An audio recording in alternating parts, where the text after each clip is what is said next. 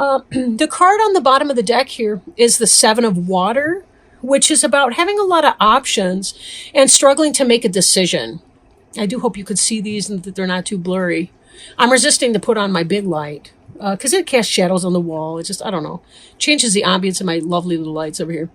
But anyway, this is about having choices and needing to make some kind of a decision in your life, whatever that decision is. So, but you cannot procrastinate. Don't procrastinate.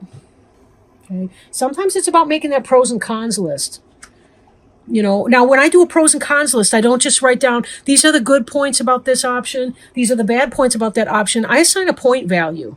If it made the list, it's worth at least 1. If it's the most important thing, like say your child's health or the health of your mate, that's going to be a 5, you know, that sort of thing. And then tally them up that way. But when you're making your list, don't think about the points. Just write your list out all together and then add the points at the very end. You don't want to sway your decision making by overlooking something. And our brains can be very tricky and passive aggressive and all the rest. So, but be very careful and, it's worth looking at it, right? Journaling your thoughts and intentions and all the rest to help clarify, right? Okay. So in your basic situation, it looks like you guys are having a happy home life, right? Contentment, peace, abundance, happy home life, successful completion of a project. So whatever it is that you've been working on, contentment, it looks like you're in a good place, the happy family, right? Going on in December here. So that's really wonderful. You know, you're having a lot of good peace, stability, right? This can be the card of marriage as well. You know, in some, you see the bower at the top. Is that what it's called? That little, it's like a canopy. And it's a platform and you got figures on it and they seem to be celebrating. And that's what it has to do with, you know, it could be a festival, participation in a festival, having fun, a celebration, a wedding. The 4 of Fire, getting stuff done, right? Making sense of it. Now, I do want to look at something else that's going on here. We have this 3 of Air crossing you. So there's a great sadness. This is about, a lot of times we see the heart and it's got, 3 swords stuck into the heart. So it can be about heartache, sadness, the need for healing. These to me seem to be at conflicting points to a degree. Of course, it may be that your heart is not hurting over your family life. Or it could be that right now you're in overwhelming pain for something, but yet you have a good, stable support system at home anyway. Maybe this is work related, that's family related. Or you have a solid family at home, but you've ended a relationship recently. Or maybe you're having a jealousy situation or a third party situation in your relationship that's hurting your heart. But overall, you have a stable family life. This could be extended family too, for some of you, if you are going through that level of heartache. But again, this feels like it's something completely separate from that to me. These they seem at odds. So maybe there's a shakeup in some other kind of an area. Maybe you were overlooked for a promotion that you thought would have been a great fit for you. And maybe it would have, but for some reason it didn't work out. Crowning you, we have the Star. This is about the fulfillment of a promise. This is about angels working behind the scenes to help you. This is about following your star into your destination. This is a soulmate card even. You know, doesn't mean that that's manifested or come into being, although it could be because you've got this 4 of Fire here, which looks like the happy marriage and wedding card. So there's that. What the source of that heartache, that 3 of Air is different. But you are being spiritually led and guided through that. And remember, this Star card is the card of you, Aquarius. This is your card here. Star is about hope, destiny, things that are meant for you. And you're being led by your angels and guides to being able to achieve that. You're being led to this place. There is a place of hope and healing beyond the world of your 3 of Heart pain. 3 of Heart, look at that. I meant 3 of Air, the mourning and the loss. I wonder too if some of you are losing, I hate to say a child, but something that you've given birth to symbolically, like a book deal that didn't go through, or something that a project that you gave birth to didn't pan out for you. You interviewed for a job, you really wanted it, and you didn't get it. Be careful that you're not assigning yourself a lack of worth because this Three of Air situation didn't pan out for you. Something is coming that is better for you. It will happen. It will happen. Let's see. It really will happen. Oh my gosh, I just saw another card here. But all in good time. How's that for a cliffhanger, right? Now I should hit the stop key for like 3 weeks. Just kidding. All right, so we got the Four of Earth here. This is about being stingy or too generous, depending. This is kind of about being financially unstable. Be careful that you are not going over the top for the holidays. Not going over the top for the holidays. You know, there was a time when both my best friend and I, this was years ago when I was living in Phoenix, my best friend and I were both going through financial problems. So what we wound up doing to save money, we wound up going through, and this is when, you know, print media was a lot more accessible, but we would go through like newspapers and catalogs for different companies. We cut out pictures of the things that we would buy for each other if money were no option. And we posted them, we pasted them onto a piece of paper and sent it snail mail. That was one of the best Christmases ever. And then we opened it when we were on the phone together.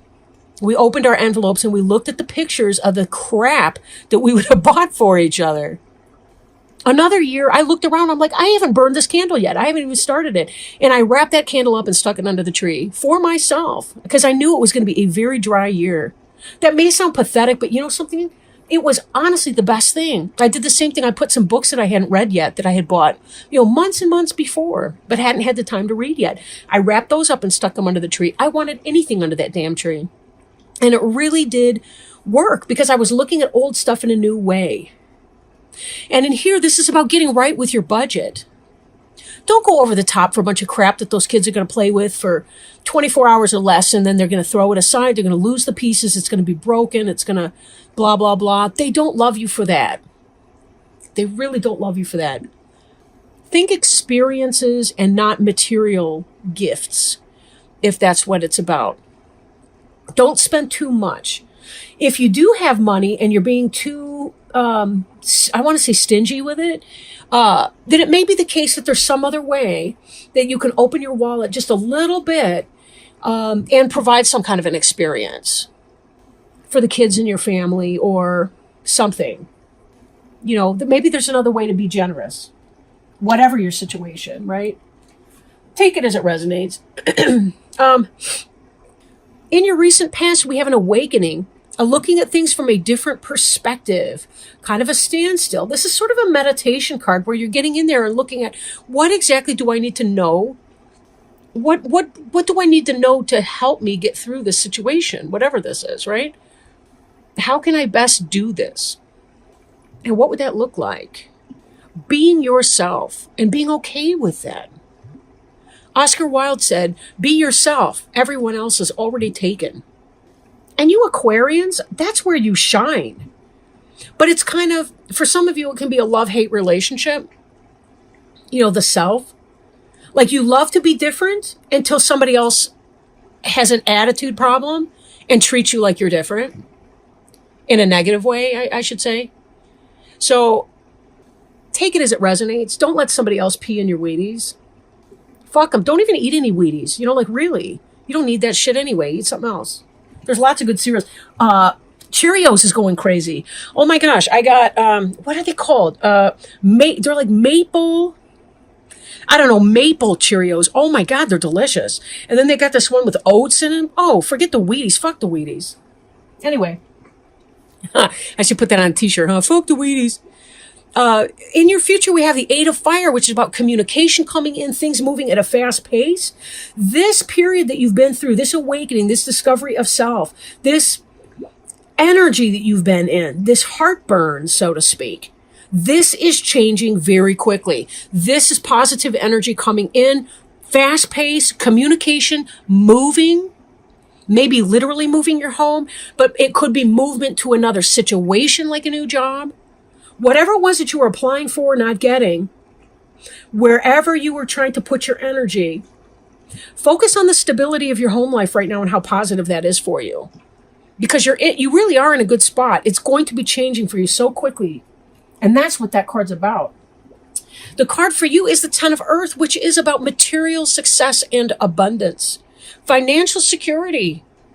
So my guess is it could be that, maybe you're trying to live beyond your budget, but maybe you're being a little stingy too. But this is about having that happy home and family life. These together are good cards.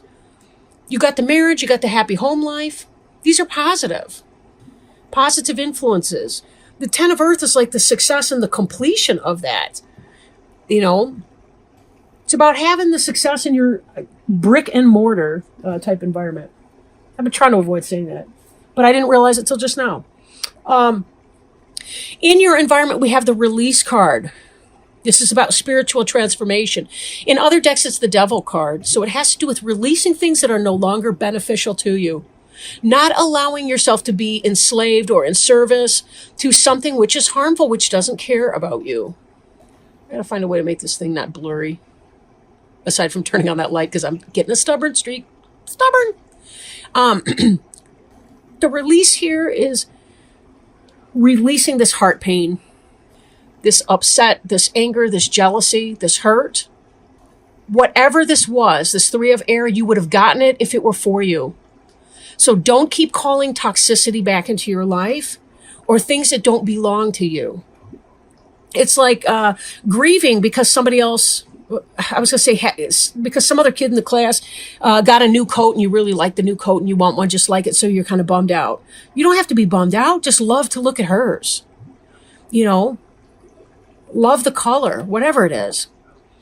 And be grateful that they got it. Because if they got the job instead of you, chances are it would not have been a good fit for you and you would have missed this coming opportunity. I got my eye on that final outcome card coming up here. That's the truth. I got my eye on that one. And that's why I'm not, don't get me wrong, this is a spiritual journey. Your awakening, your release, those are major arcana cards. The Star, major arcana. Those are spiritual growth and development cards. Be gentle to yourself through this process. Validate your feelings and your pain through that, but avoid toxic thinking about it. And what I mean by that is if you journal your thoughts and ideas about your situation, whatever this awakening/release was for you, this Three of Air, journal your Three of Air experiences, write about it. And then later on, after you've allowed yourself to shed tears, to punch a pillow, to take a hot shower, to go swimming or do some serious cardio exercise, whatever it is for you to release a lot of that, go back into that journal. Look at the words that you chose in describing that situation. See if there are some toxic thoughts in there. Thoughts that speak not of releasing this thing, but of holding on to that, right? How can I explain that better? Maybe I can't in this moment, but whatever. Let yourself move through your pain without judgment of your emotional experience. But be careful not to attach to the situation that didn't happen for you or that let you down, because your final outcome card here is the Sun card. Now, this could be a Leo in your life, but I'm really feeling like this is more about your winning. Whatever this was, it's not that situation, but look at this. Your Star card that you're hoping for, the Sun is a big star. It's the closest star to the Earth. It's the happiest card in the deck. Brilliant new ideas that lead to success. Happy outcome. Have confidence in yourself. What you want is coming, but it's even better than you expected because you were told no in that other situation. This is your communication that's going to be coming in. The communication of your success and your victory is coming in. So don't allow yourself to get stuck in the dirt, stuck in the mud, I guess, over that situation. It wasn't for you. It wasn't for you. Release this so you can live in this. Because it's coming. It's coming quickly. Remember, this Eight of Fire is very fast-moving energy here. Now, I do want to pull also a Healing with the Angels Oracle card. Show you the box. This is also Doreen Virtue, now that I notice. Aw, man, this one was one of the ones that fell out before, but I was like, oh, that's too many. How beautiful. Okay, give me just a second. Thank you, Spirit. I had a feeling it was that card. Golly. I don't know why I ignore myself sometimes. All right. Oh, well, yeah, I do. Never mind. Okay, friendship. Check this out. Changes in your friendship are occurring. Friendships are occurring. Be lovingly honest with yourself and your friends right now and appreciate the healing benefits of a true friend. Not only are you changing on the inside, but your life is changing on the outside as well. Among these changes are your relationships with friends. Perhaps you fear that you no longer have common interests with old friends. Or maybe you wonder if you'll meet new friends with whom you'll share close bonds. Changes in friendships are natural, and the angels ask you to surrender your relationships to them. Know that God and the angels watch over you and your friends. They will lovingly help all of you during these transitions. This card also signifies that you are ready to receive new friendships with people who mirror your interests and ambitions. Positive changes, right? Releasing things that no longer benefit you. Maybe for some of you, this really was about releasing toxic friendships. Saying no more. I'm tired of being treated like crap. There's an alternative meaning to the Four of Earth, which is about stinginess of your person. When you're being stingy with your person, you're not making time for someone, right? You're not making room for them. You're being ungenerous as a person. That doesn't mean you don't own your body and your time, or that you should just be like a public toilet for any person to deposit anything into. I don't mean that. But I do mean that sometimes you really do need to spend that time. So be careful that you're finding a balance, but don't give of yourself to people that don't have your best interest for you. People that they walk away, they leave for the night or whatever. And you've got this 3 of air energy, sadness, need for healing, confusion, frustration.